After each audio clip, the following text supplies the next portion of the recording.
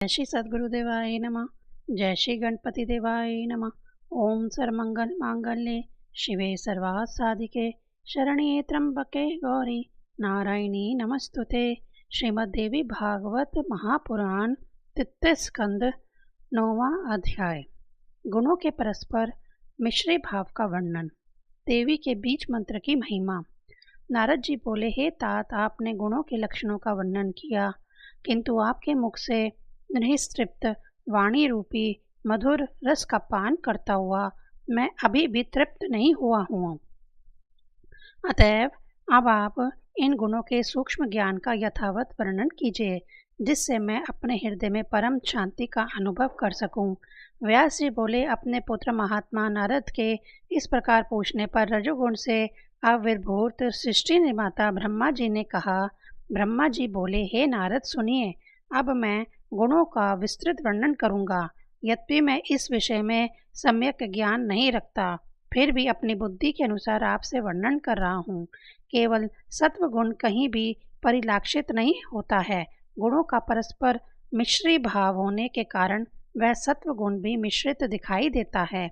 जिस प्रकार सब भूषणों से विभूषित तथा हाव भाव से युक्त कोई सुंदरी स्त्री अपने पति को विशेष प्रिय होती है तथा माता पिता एवं बंधु बांधवों के लिए भी प्रीतिकर होती है, किंतु वही स्त्री अपनी सोतों के मन में दुख और मोह उत्पन्न करती है। इसी प्रकार सत्वगुण के स्त्री भाव अपन होने पर रजोगुण और तमोगुण से मिलने पर विभिन्न वृत्ति उत्पन्न होती है। ऐसे ही रजोगुण और तमोगुण के स्त्री भाव अपन होने पर एक दूसरे के परस्पर संयोग के कारण विपरीत भावना प्रतीत होती है।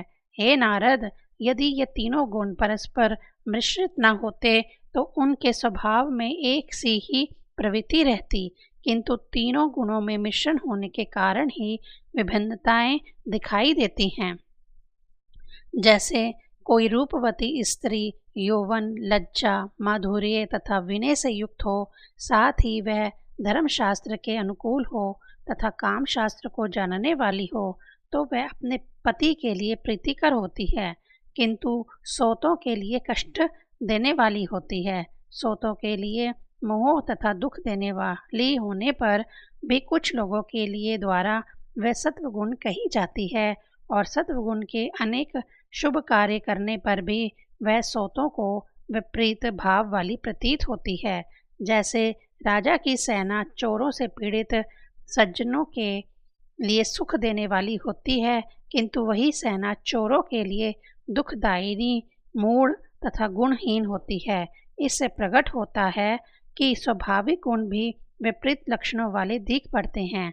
जैसे किसी दिन जब चारों ओर काले काले मेघ घिर आए हों, बिजली चमक रही हो, मेघ गर्जन कर रहे हों, अंधकार से आच्छादित हो और घनघोर वर्षा के कारण सूखी भूमि सींच रही हो, तब भी लोग उसे तमोगुण गाढ़ा अंधकार से व्याप्त दुर्दिन नाम से ही पुकारते हैं। एक और वही दुर्दिन किसानों को खेत जोतने तथा बीज बोने की सुविधा देने के कारण सुखदायी प्रतीत होता है, किंतु दूसरी ओर वही दुर्दिन उन अभागे ग्रस्तों के लिए दुखदायी हो जाता है, जिनके घर अभी छाए नहीं जा सके हैं और जो तृण काष्ठ आदि के संग्रह में व्यस्त हैं। साथ ही वही दुर्धन उन स्त्रियों के हृदय में शोक उत्पन्न करता है जिनके पति प्रदेश गए हों। उसी प्रकार ये सात्व आदि गुण अपनी स्वाभाविक परिस्थिति में रहते हुए भी अन्य गुणों से मिलने पर विपरीत दृष्टिगोचर होते हैं। हे पुत्र, अब मैं उन गुणों के लक्षण पुनः बता रहा हूँ, सुनो। सत्वगुण सूक्ष्म, प्रकाशक, स्वच्छ, निर्मल एवं व्यापक होता है।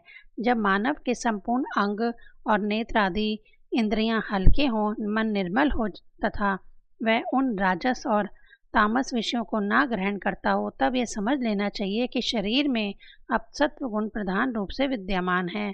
जब जिस किसी की देह में रजोगुण प्रधान रूप से विद्यमान रहता है, तब वह बार बार जिह्वाई, स्तंभन, तंद्रा तथा चंचलता उत्पन्न करता है। इसी प्रकार जब अत्यंत कलह करने का मन चाहता हो, अन्यत्र जाने की इच्छा हो, चित्त चंचल हो और वाद विवाद में उलझने की प्रवृत्ति हो, मन में काम भावना का गहरा पर्दा पड़ जाए तब ये समझ लें कि शरीर में तमोगुण की प्रधानता है।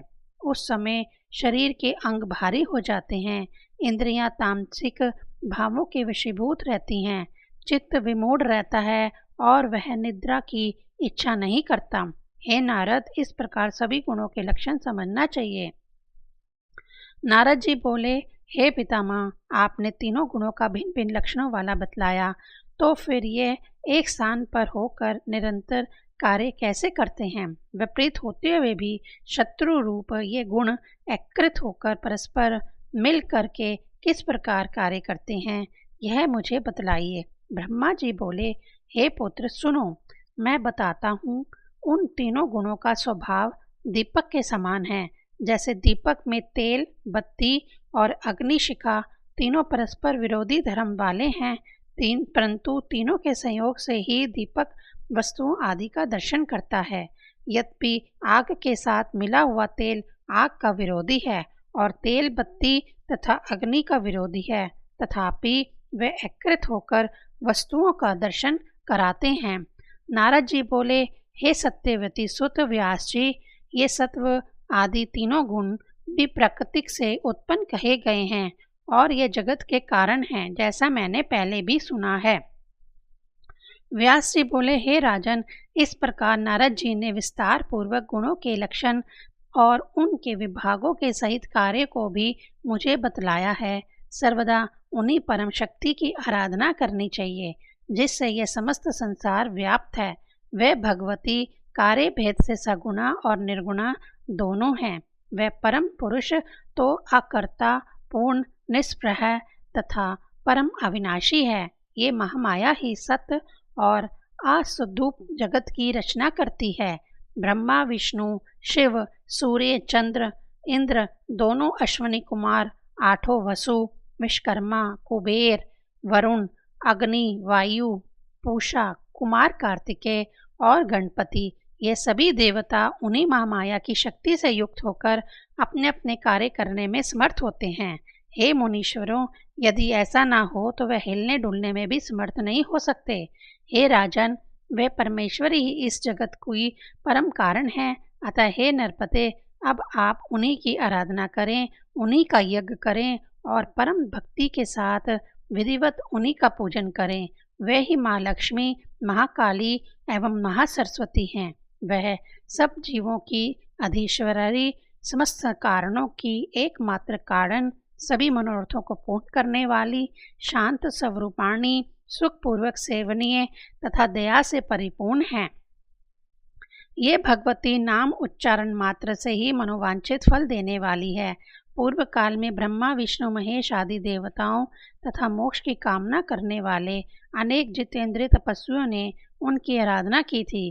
किसी प्रसंग वंश अस्पष्ट रूप से ही उच्चारित किया गया उनका नाम सर्वथा दुर्लभ मनोरथों को भी पूर्ण कर देता है। हे नृपश्रेष्ठ, इस संबंध में एक दृष्टांत है। सत्यव्रत नाम के एक मुनि ने वन में व्याघ्र आदि हिंसक पशुओं को देखकर भय से पीड़ित होकर ए शब्द का उच्चारण किया था। उस बिंदु रहित बीज मंत्र एम का उच्चारण करने के फलस्वरूप उसे भगवती ने मनोवांछित फल प्रदान कर दिया था। यह दृष्टांत हम पुण्य आत्म मुनियों के लिए प्रत्यक्ष ही है। हे राजन, ब्राह्मणों की सभा में विद्वानों के द्वारा उदाहरण के रूप में उस सत्यव्रत के कहे जाते हुए संपूर्ण आख्यान को मैंने विस्तार पूर्वक सुना था। सत्यव्रत नाम वाले उस निरक्षक तथा महामूर्ख ब्राह्मण ने वह ए शब्द का एक कोल के मुख से सुनकर स्वयं भी उसका उच्चारण किया। बिंदु रहित एम बीज का उच्चारण करने से भी वह श्रेष्ठ विद्वान हो गया। एकार के उच्चारण मात्र से भगवती प्रसन्न हो गई और दया आर्द्र होकर उन परमेश्वरी ने उसे कविराज बना दिया। 9वां अध्याय समाप्त। 10वां अध्याय देवी के बीज मंत्र की महिमा के प्रसंग में सत्यव्रत का आख्यान। जन्मेजय बोले, वह द्विज श्रेष्ठ सत्यव्रत नामक ब्राह्मण कौन था? वह किस देश में पैदा हुआ था तथा कैसा था, यह मुझे बतलाइए। उस ब्राह्मण ने ए शब्द कैसे सुना और फिर स्वयं भी कैसे उसका उच्चारण किया। उच्चारण करते ही उसी क्षण उस ब्राह्मण को कैसे सिद्धि प्राप्त हुई। सर्वत्र विराजमान रहने वाली तथा सब कुछ जानने वाली वे भवानी उस पर किस प्रकार प्रसन्न हो गई। अब आप यह मनोरम कथा विस्तार पूर्वक मुझसे कहिए। सूत जी बोले, राजा जनमेजय के यह पूछने पर सत्यवती सुत व्यास जी सरस पवित्र एवं परम उदार वचन कहने लगे। व्यास जी बोले, हे राजन सुनिए, मैं वह पवित्र पुराणिक कथा कह रहा हूँ। हे कुरु नंदन, पूर्व काल में मुनियों के समाज में मैंने यह कथा सुनी थी। हे कुरुश्रेष्ठ, एक बार तीर्थाटन करता हुआ ये मैं मुनियों द्वारा सेवित पवित्र क्षेत्र नैमिषारण्य में जा पहुंचा।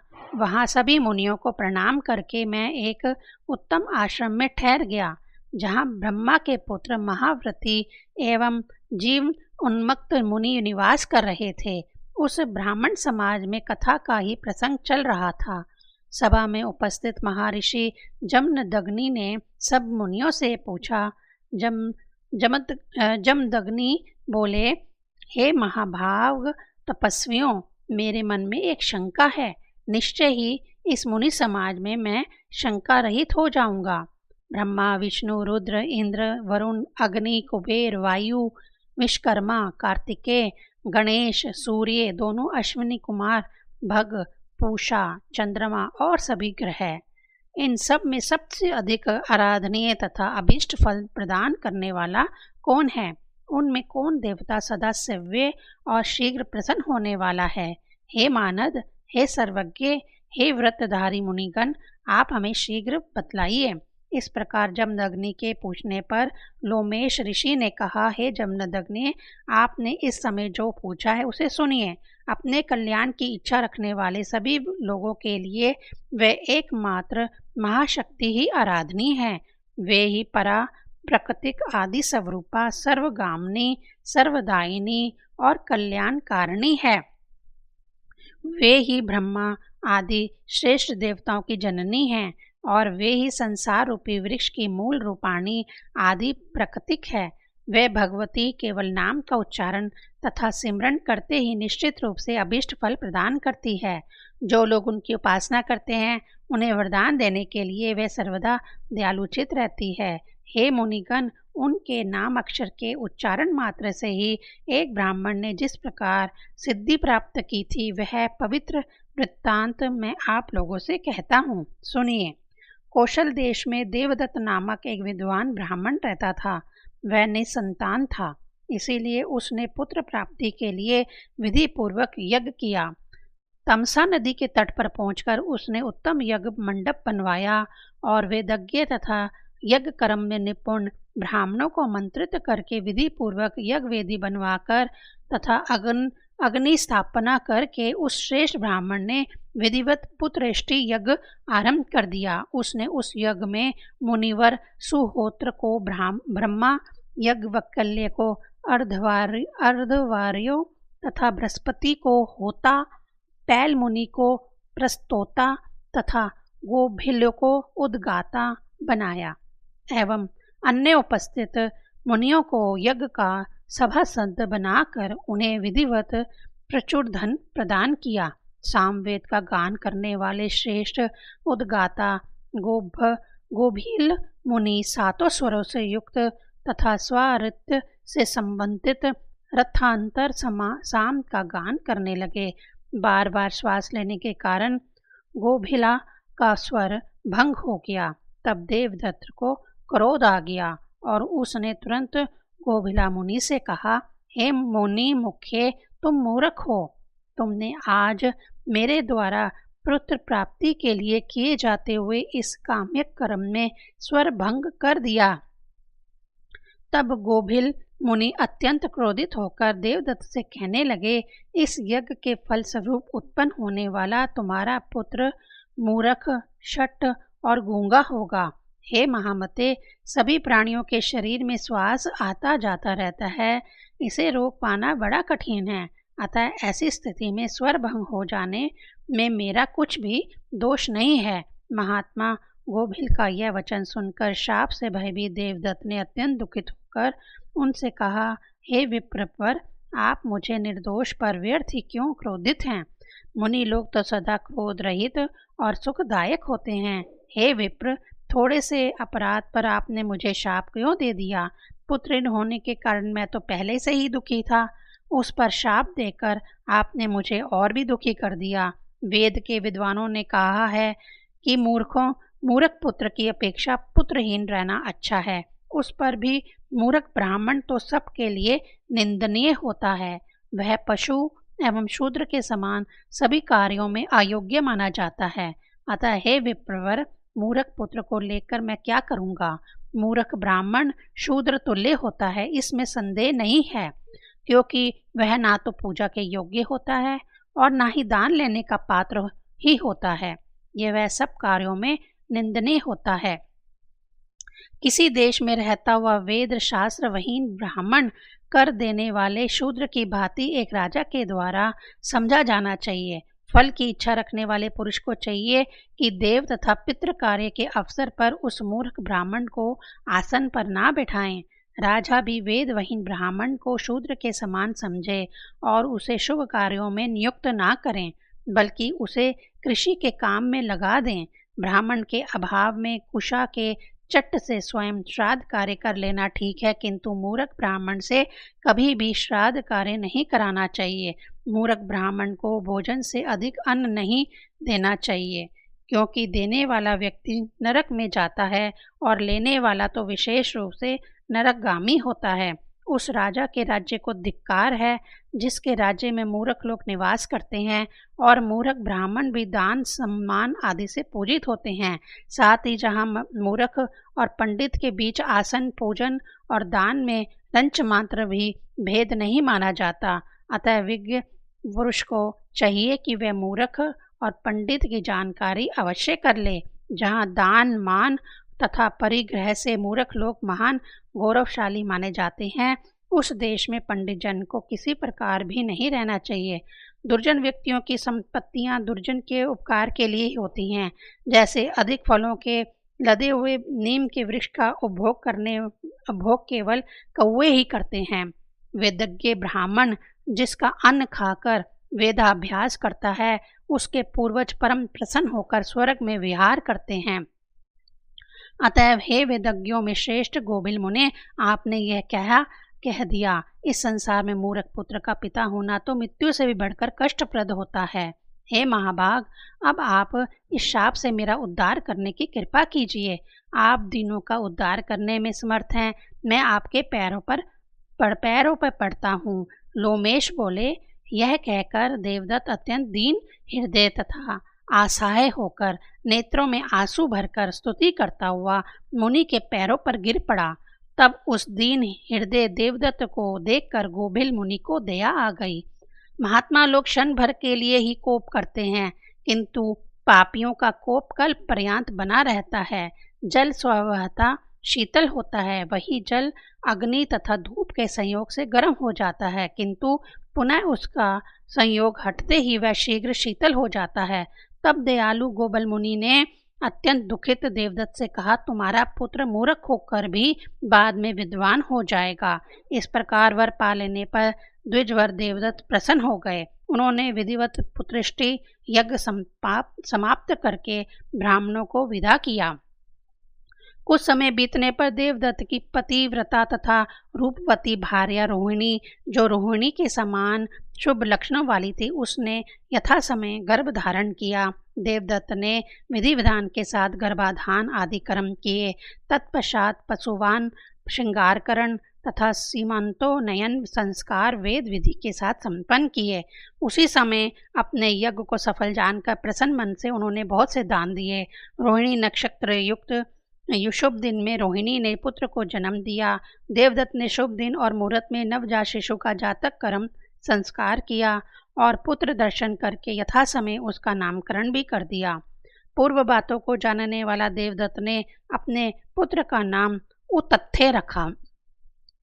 8वें वर्ष में शुभ योग तथा शुभ दिन में पिता देवदत्त ने अपने उस पुत्र का विधिवत उपनयन संस्कार संपन्न किया। ब्रह्मचार्य व्रत में स्थित उस तथ्य को आचार्य वेद पढ़ाने लगे, किंतु वह एक शब्द का भी उच्चारण नहीं कर सका। मूढ़ की भांति चुपचाप बैठा रहा। उसके पिता ने उसे अनेक प्रकार से पढ़ाने का प्रयत्न किया, किंतु उस मूर्ख की बुद्धि उस ओर प्रवृत्त नहीं होती थी। वह मूर्ख के समान पड़ा रहता था। इससे उसके पिता देवदत्त उसके लिए बहुत चिंतित हुए। इस प्रकार निरंतर वेदाभ्यास करते हुए वह बालक 12 वर्ष का हो गया, किंतु भली भांति संध्या वंदन करने तक की विधि भी न जान पाया। सभी ब्राह्मणों, तपस्वियों तथा अन्य लोगों में यह बात विस्तृत रूप से फैल गई कि देवदत्त का पुत्र महामूर्ख निकल गया। हे मुनि, वह जहाँ कहीं जाता लोग उसकी हंसी उड़ाते थे। यहाँ तक कि उसके माता पिता भी उस मूर्ख को खोजते हुए उसकी निंदा किया करते थे। इस प्रकार जब सब लोग, माता पिता तथा बंधु बांधव उसकी निंदा करने लगे, तब उस ब्राह्मण बालक के मन में वैराग्य उत्पन्न हो गया और वह वन में चला गया। अंधा या पंगु पुत्र ठीक है, किंतु मूर्ख पुत्र ठीक नहीं है। माता पिता के ऐसे कहने पर वह वन में चला गया। गंगा के किनारे एक उत्तम स्थान पर सुंदर पर्णकुटी बनाकर वह वनवासी का जीवन व्यतीत करते हुए एक निष्ठ होकर वहीं रहने लगा। मैं असत्य नहीं बोलूँगा, ऐसी दृढ़ प्रतिज्ञा करके ब्रह्मचार्य व्रत का पालन करते हुए वह उसी सुंदर आश्रम में रहने लगा। 10वां अध्याय समाप्त। ओम ऐं ह्रीं क्लीं चामुंडाय विच्चे।